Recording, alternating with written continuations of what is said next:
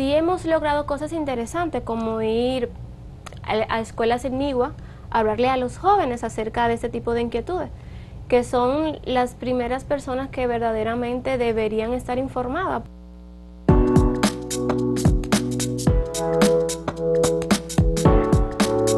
Continuamos esta conversación con el profesor Julio Minaya y sus alumnos y casi ya filósofo Julia Rosario y Álvaro Ramírez, a propósito de pensar la naturaleza o analizarla o darle una mirada desde la filosofía.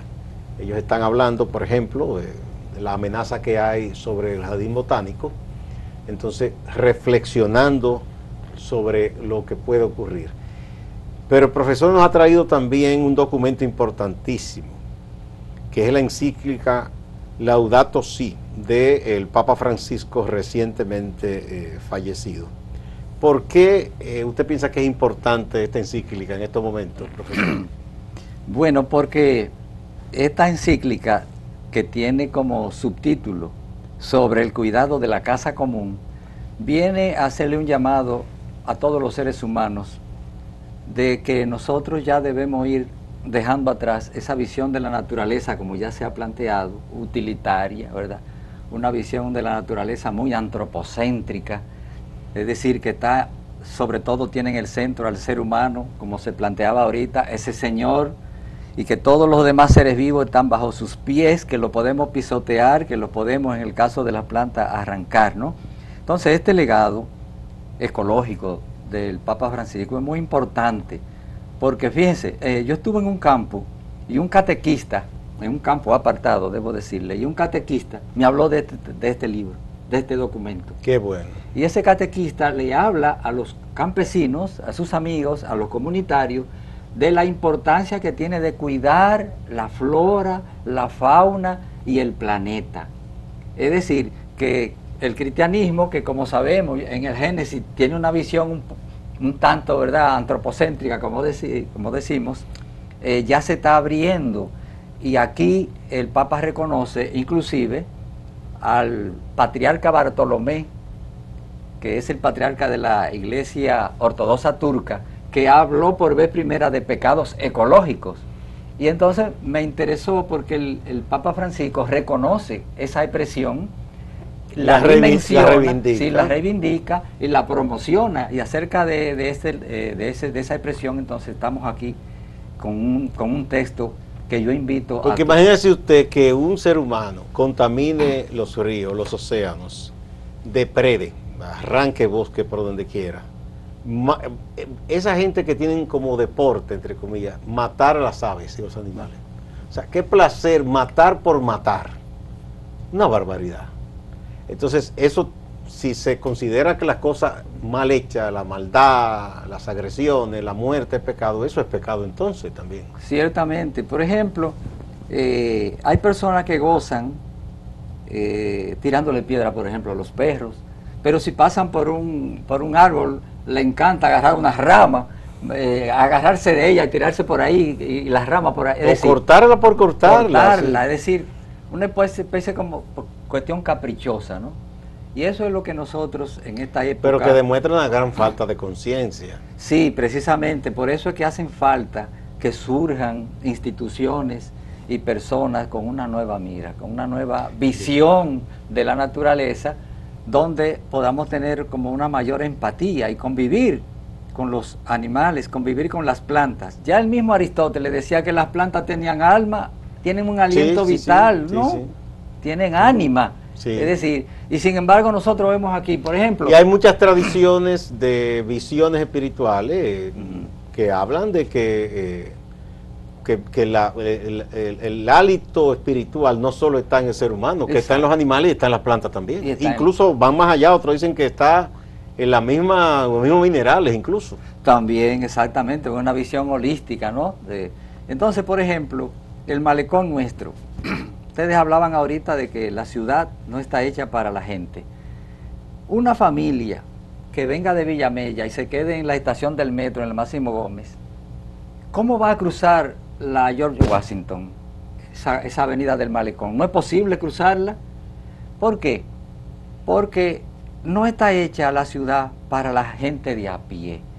Entonces, en el mismo malecón vimos que se intervinieron, se arrancaron varios árboles, ahí hay uva de playa, hay almendra, para hacer unos parqueos y para habilitar lugares para que la gente vaya a tomar cerveza y a compartir, que no está mal, pero vamos a dejar los árboles ahí. Pero va a contaminar también, a dejar plástico, dejar basura ahí también, porque todo eso, ¿verdad?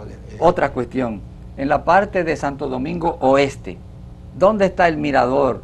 Porque tenemos un mirador sur, un mirador este, un mirador norte. En la parte oeste, y ahí viven millones de personas, creo y es yo. una zona que se ha ido poblando de manera muy desordenada, es una barbaridad. Entonces, durante el gobierno del PLD se quiso iniciar la construcción del Parque Mirador del Oeste, en la ribera del río Jaina, y aquello, bueno, no prosperó. Entonces, los gobiernos que hemos tenido en las últimas décadas no han siquiera creado un parque nacional o un mirador en esta ciudad.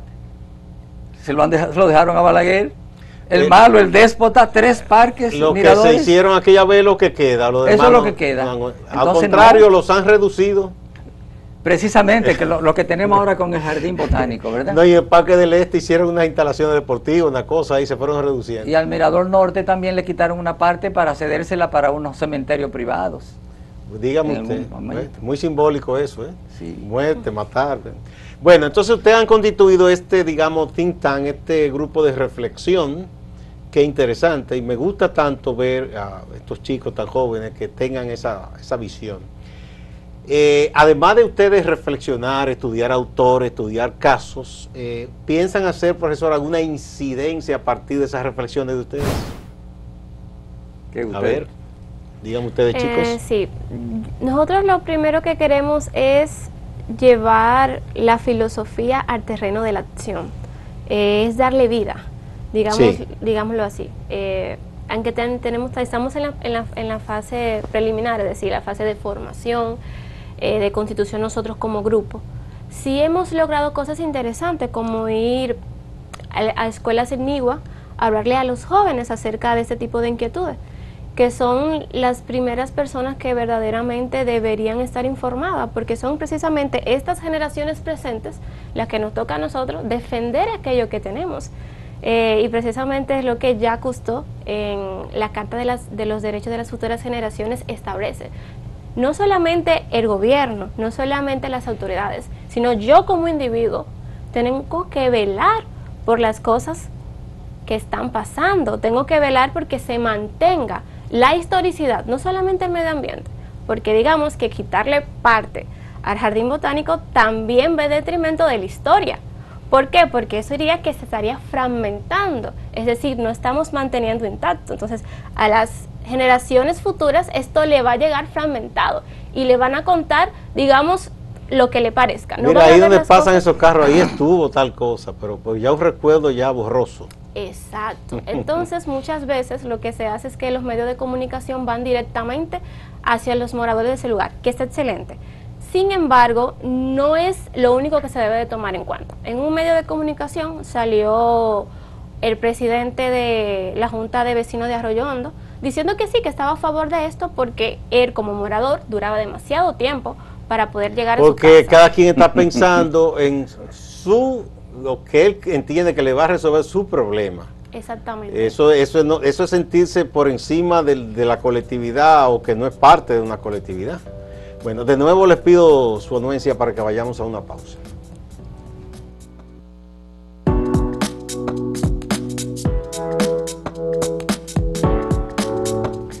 Bien, continuamos con el profesor Julio Minaya y los alumnos casi ya graduados, Julia Rosario y Álvaro Ramírez.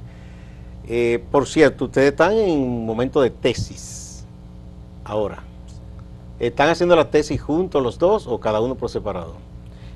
No, en filosofía la costumbre es que los estudiantes realicen la tesis de forma individual. Individual. Por la naturaleza de las investigaciones. Sí. Sí. Hablando por mí mismo, actualmente me encuentro en términos de diseñar mi anteproyecto de tesis. ¿Sobre qué tema quieres hacerlo? Sí, quiero profundizar un poco más en lo que es el pensamiento filosófico dominicano.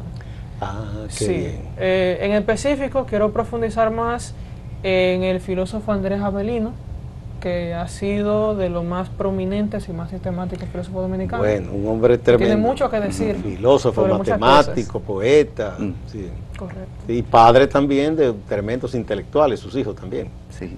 Sí, la Facultad de Humanidades lleva su nombre, el edificio, ¿verdad? Y entonces usted, Julia, ¿sobre qué está trabajando? Sí, actualmente estoy trabajando el concepto de la muerte de autor.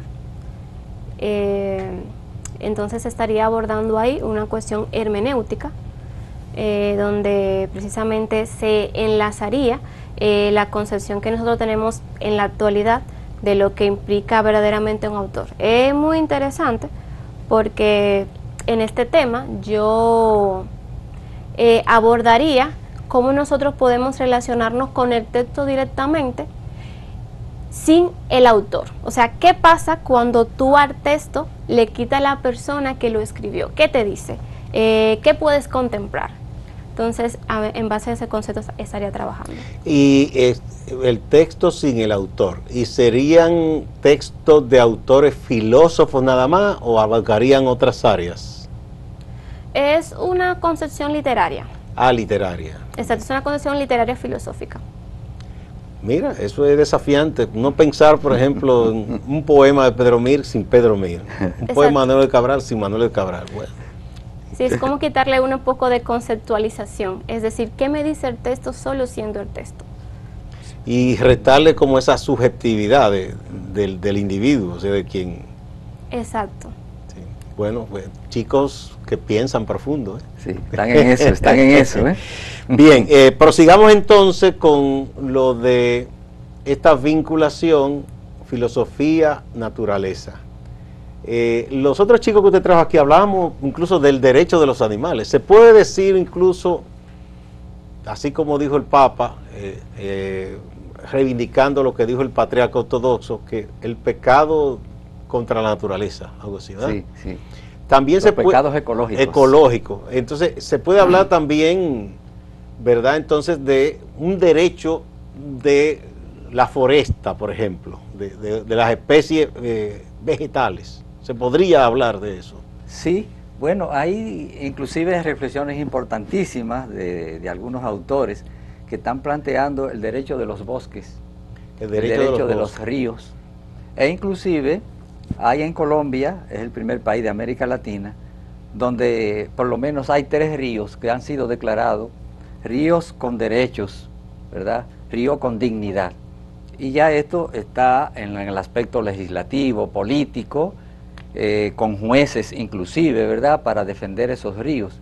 Lo que se plantea es que un río no es simplemente una vida, sino miles de vidas. Entonces el río es una especie como de macroorganismo, ¿no? Y las comunidades, sobre todo los pueblos originarios, porque hay que decirlo, es a partir de esa fuerza, de esa sapiencia de los pueblos originarios, que viene toda este deseo de armonizar con la naturaleza. De ahí es que viene ese interés por plantear que los ríos o que los bosques tienen valores intrínsecos. Más allá de lo que el hombre les puede conceder, digamos. Exactamente, es decir, que tienen dignidad y que tienen derechos, pero claro, no tienen la conciencia de esos derechos, y que quienes tienen la conciencia de esos derechos seríamos los seres humanos. Es decir, y en ese sentido lo que se aconseja es que tengamos una tutela lo más sana posible. Eso le iba a decir, como entonces el ser humano como tutelador de derechos, así como el Estado se supone que tutela derechos para la ciudadanía, entonces el ser humano en su conjunto, tutelando el derecho de esos otros estadios de vida que son vida. Entonces yo pensaba, a propósito de esos autores y de esas reflexiones, que el Jardín Botánico Nacional pudiéramos declararlo nosotros como, bueno, un parque, un jardín que tiene derecho por sí mismos. Ahorita hablábamos de los recursos, de los medios.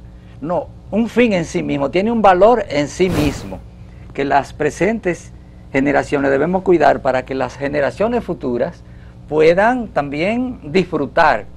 Ayer leía yo en un periódico una persona que decía Mi historia está cargada, o sea, ese jardín está cargado con mi historia personal, con mis novios.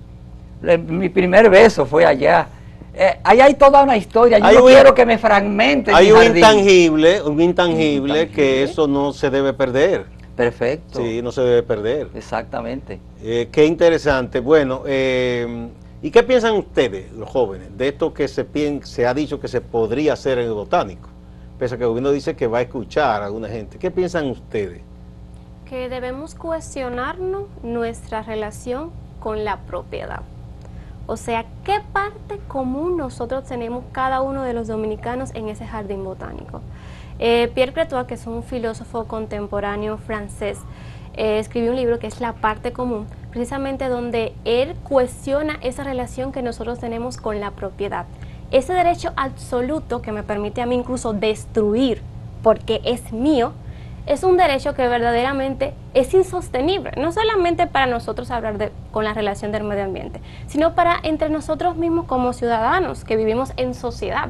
Yo no puedo tener un derecho absoluto ante las cosas, tengo un derecho relativo, es decir, un derecho que me permite hacer uso de las cosas siempre y cuando mi derecho no lacere el derecho de los demás. Entonces, a partir de ahí, nosotros podemos crear una concepción mucho más amable. No tenemos posesión sobre las cosas, sino derecho a estar. Y a través de una relación mucho más, digamos, dinámica y agradable con el medio ambiente, vamos a poder mejorar nuestra situación y este tipo de cosas no se estarían hablando hoy en día. Bien, tenemos que terminar lamentablemente. Muchísimas gracias, ha sido un verdadero placer. He aprendido mucho con ustedes, con el profesor. Tenerlos aquí con el profesor Julio Minaya, a Julia Rosario, a Álvaro Ramírez. Me dan tanta esperanza que existan jóvenes así, con ese pensamiento. Y qué bien esa última reflexión, porque no hay un derecho absoluto sobre nada. Ni incluso aquello que se llama propiedad privada tiene unos límites de lo que tú puedes hacer o no hacer, ¿verdad? Porque tú no puedes hacerle daño a tu semejante ni a la naturaleza, aunque tú digas, este terreno es mío y yo voy a acabar aquí una cosa que llegue del otro lado del planeta. No se puede. Muchas gracias. A ustedes también, amigas y amigos, no se vayan, que hay más en Acento TV y Acento Portal.